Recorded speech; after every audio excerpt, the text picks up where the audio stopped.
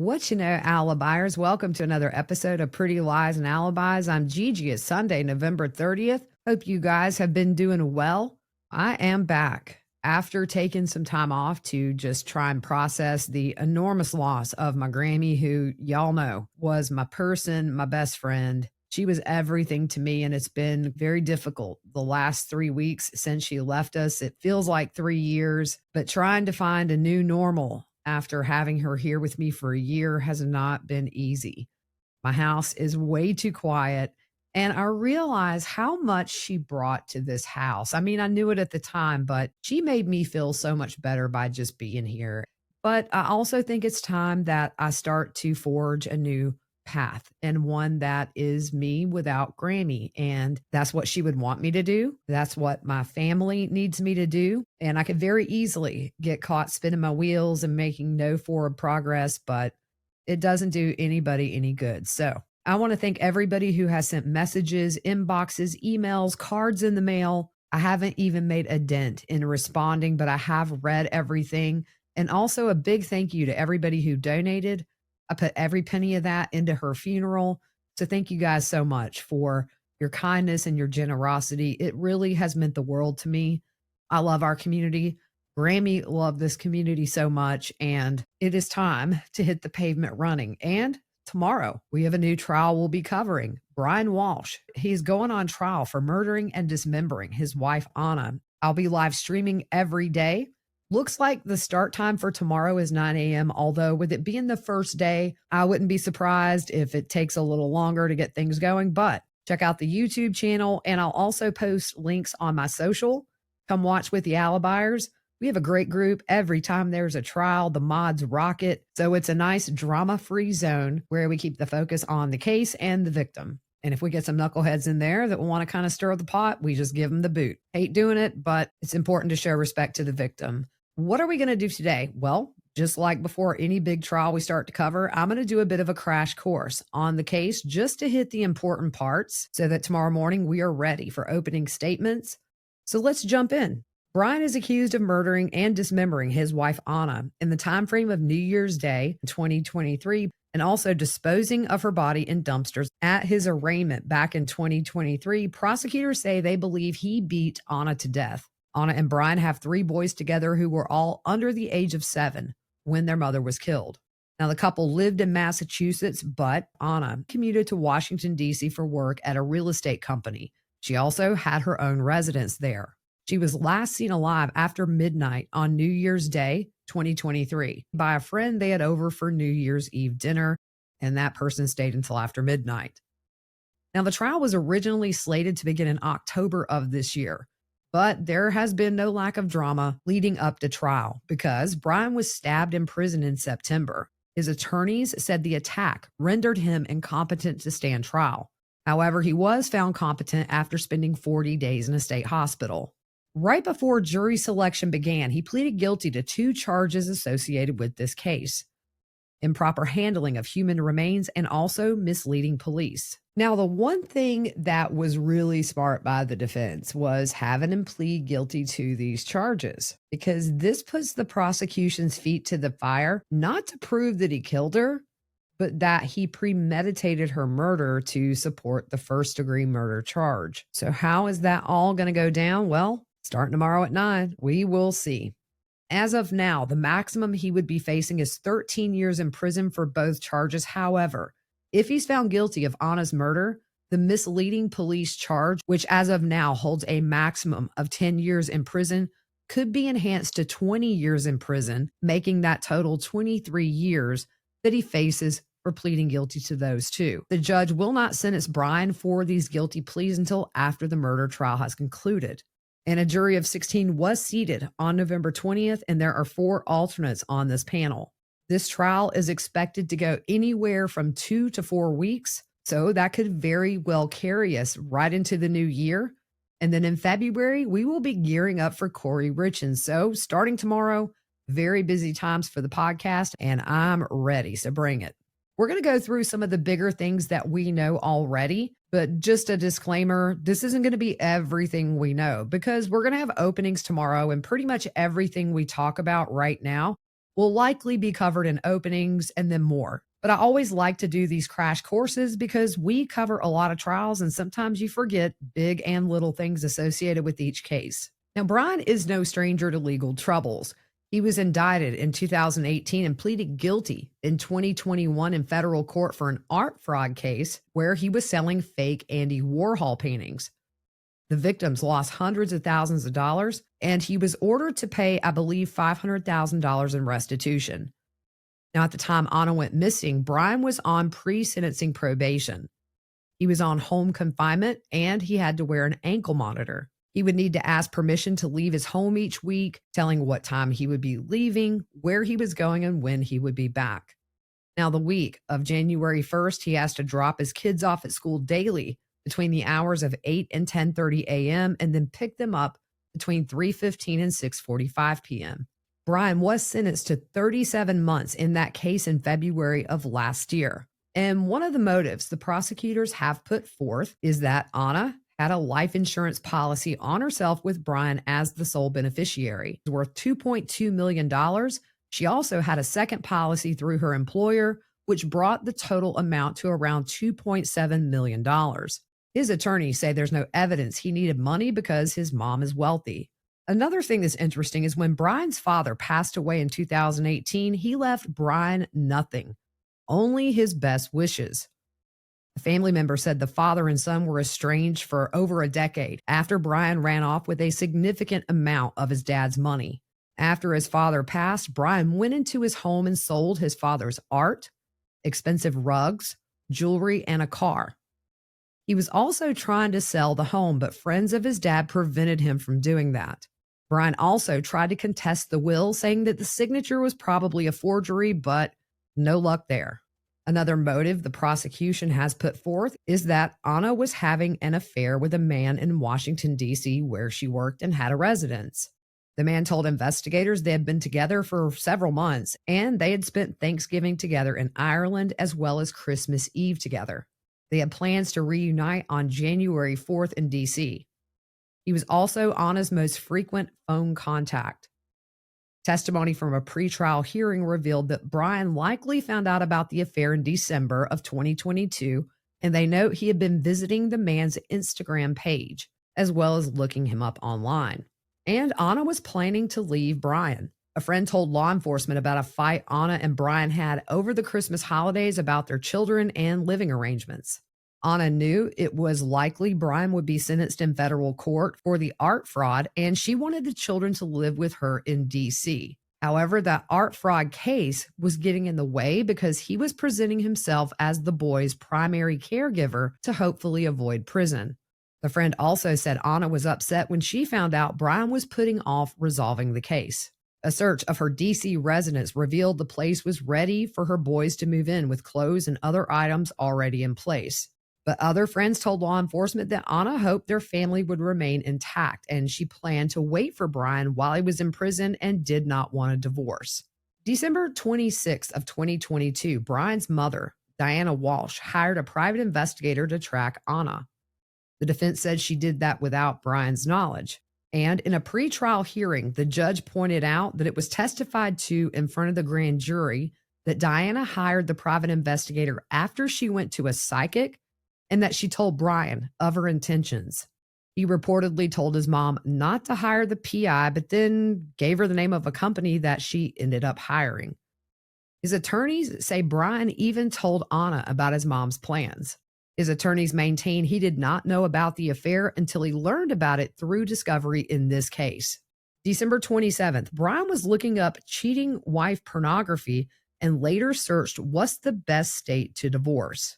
New Year's Eve, they have the friend over, and Brian says he and Anna went to bed around 1 or 1:30 in the morning on New Year's Day. He said Anna said she had a work emergency and needed to go to D.C. that next morning. Here's where it starts to get very interesting and very incriminating.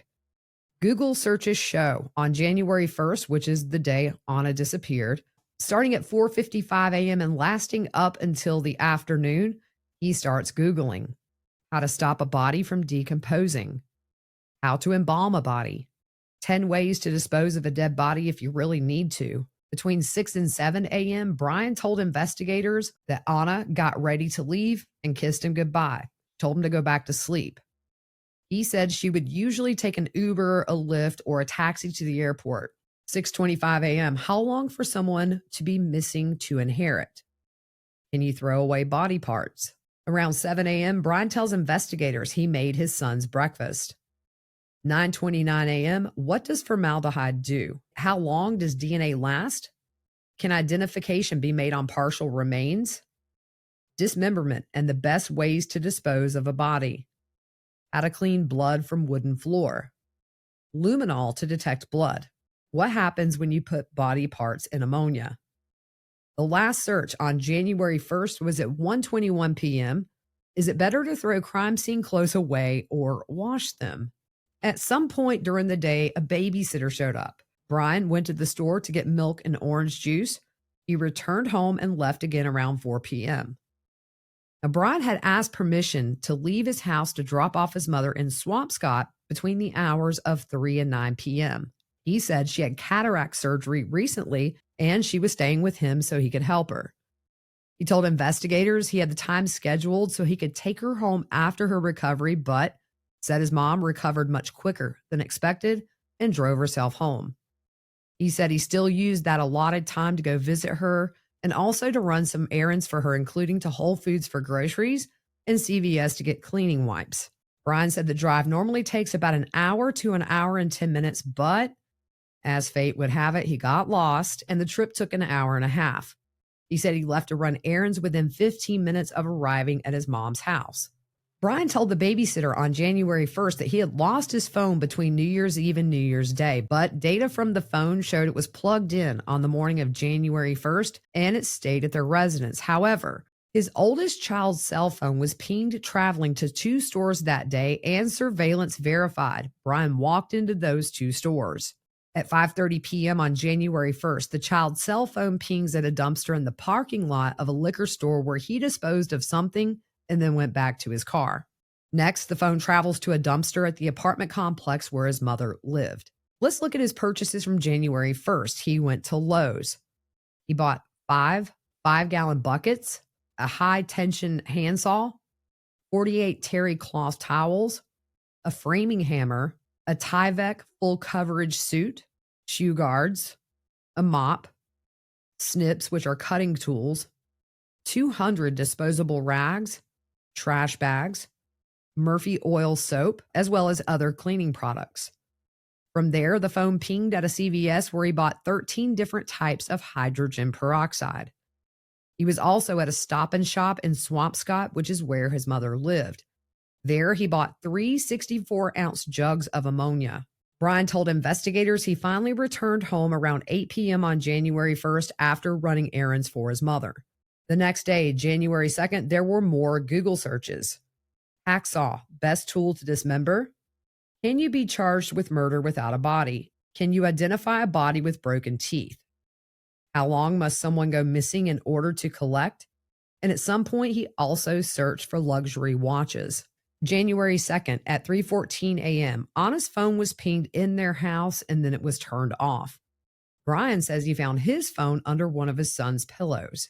Investigators say his whereabouts were consistent on the 2nd, with Brian telling them that he took his oldest son for ice cream or a smoothie and then another child to get chocolate milk while the babysitter watched the other children. School was out due to the holidays, but he did go within that 8 to 10:30 a.m. time frame he had requested to take and pick up his boys from school.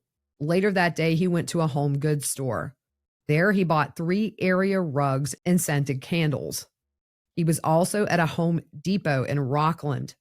There, he bought 3 5-gallon buckets with leak-proof lids, a hatchet, plastic sheeting, 24 pounds of baking soda, and a Tyvek suit. January 3rd, Brian is seen at 3 dumpsters in Abington carrying a big garbage bag, and the bag appears to be heavy on surveillance.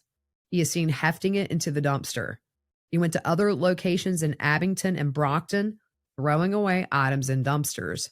On the 3rd, there were more internet searches. What happens to hair on a dead body? What is the rate of decomposition on a body found in a plastic bag compared to on a surface in the woods? Can baking soda make a body smell good? Also on January 3rd, Anna had booked a flight to go back to DC. January 4th, Brian was given permission to leave for shopping between 11 a.m. and 1:30 p.m. He went to TJ Maxx where he bought towels, bath mats, and men's clothing. He was also later seen at a Lowe's store buying squeegees and a trash can. Also on the 4th, Brian calls Anna's employer to see if they've seen her. The same day, her employer calls police in Massachusetts. The caller says Anna hadn't been seen since December 30th, 2022, and also her car was at her residence in Washington, D.C. When police went to their house in Massachusetts, Brian told officers he wanted to make a missing persons report. He said he last saw her in the early morning hours on January 1st, and he had tried to reach out to her with no response. In a search warrant, they note he never reached out to police on his own, only to Anna's employer. While they were there for the welfare check, police noticed Brian had a plastic liner in the back of his car, and later on, police saw dirt on the floorboard and on the carpet with what looked to be fresh vacuum streaks. Later on, when the liner was missing and he was asked about it, he told investigators he threw it away. By the way, later on down the road, testing in the car revealed the presence of blood. Police in D.C. also do a welfare check at Anna's house there. They looked at the access control to the building she lived in, corporate credit card transactions, her phone and email activity, as well as surveillance from the parking garage. Obviously, no new activity by Anna was seen. January 5th, police began canvassing their neighborhood in Massachusetts looking for surveillance video. And the next day, January 6th, there was a massive search for Anna that took place with canine officers and several other agencies. On January 7th, investigators looked at surveillance video, and they also drove the North Shore area of Massachusetts to verify Brian's route of travel and also to verify he visited Whole Foods and CVS. However, he was not seen at either store on the times he said he was. On January 7th, a Cohasset Police Department investigator got an email that said, "We have this so-called name Anna Walshe with us here. We had a deal worth $127,000. She messed up. We have her here with us, and if she doesn't pay the money, then she'll never be back. And we know that the police and the FBI are involved. Good luck finding us." Police were very suspicious of that email since there was no timeline for a response to the demands, and also there was no contact information included. Curious to see if they're able to trace that email back to Brian Walshe, and they may already have, and that may be public knowledge. If it is, let me know. On January 8th, Brian was arrested for misleading investigators. During a search warrant of the home, they found blood in the basement, a bloody, damaged knife, a heavy-duty large tarp, and plastic liners like the ones he bought at Home Depot. On January 10th, 2023, while searching a dumpster near his mother's apartment complex, investigators found 10 bags full of evidence. Among the evidence, towels, rags, slippers with both Anna and Brian's DNA on there, tape, a Tyvek suit which tested positive for Anna's DNA, gloves, cleaning agents, carpets, rugs, a pair of hunter boots like Anna was last seen wearing, her COVID-19 vaccine card, a hacksaw with a bone fragment, a hatchet, and some cutting shears. A part of the rug was heavily stained with red-brown stains. That substance was consistent with also having baking soda on it. They also found a portion of a necklace consistent with one that Anna had been seen wearing in photos. Investigators believe other items were shredded and incinerated at waste management facilities before they could intercept. January 17th, 2023, the district attorney, Michael Morrissey, announced that Brian would be charged with Anna's murder, as well as the improper transport or handling of human remains.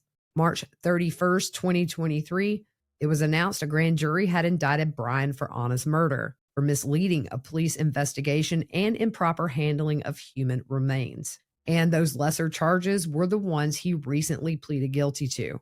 September 12th, 2025, Brian was stabbed in jail by a fellow inmate. September 15th, a judge ruled that Brian's search history would be allowed to come in after Brian's attorney asked the evidence be suppressed. October 6th, the trial was delayed after Brian's competency was called into question. And 40 days later, he was deemed competent. November 18th is when he pleaded guilty to those two lesser charges. November 20th, the jury was seated for the trial. The state has over 100 witnesses listed, from civilians to law enforcement to the medical examiner. The man Anna was having an affair with, the CEO of the private investigator firm Brian's mother hired, the friend who was there on New Year's Eve, a close friend of Anna's who is expected to recount conversations with Anna about marital problems between her and Brian, and many more. The defense has 8 witnesses listed, including his attorney in the art fraud case, who represented him in some of his initial contact with law enforcement in the early days of the investigation into Anna's disappearance. They also have a forensic pathologist, digital forensics experts, a DNA expert, and Trooper Proctor. And Trooper Proctor is one of several people who were associated with the Karen Reed trial who could be called in this case, including Detective Brian Tully. Michael Proctor was the lead investigator in the Karen Reed case. He was relieved from his job and suspended without pay after the first trial ended in a mistrial. He was officially fired in March of this year from the Massachusetts State Police for text messages where he was talking in a very lewd way about Karen Reed. He had shared sensitive information about the case to friends and family, and they also listed alcohol consumption while on duty or performing work duties as one of the several reasons he was let go. The state will not call Proctor, and legal analysts think he could be called by the defense just to have the integrity of his investigation called into question. Prosecutors also say they have a report that is 1,000 pages long from a MacBook that was found inside the residence that has additional searches Brian made on it. So we could go on for another hour with little ins and outs of the case, but that's the rundown you need to get ready for tomorrow morning. I think this is going to be a very interesting trial. Not really a whodunit, and everybody is innocent until proven guilty. I think this is a pretty slam dunk case, but we are going to cover it all day, every day, recapping at night. Tomorrow, my plan is to do a midday recap of opening statements only, and then later tomorrow night, do a second episode where we break down the first witness's testimony. So that is it. I hope you guys have a good rest of your Sunday, and we will see you tomorrow.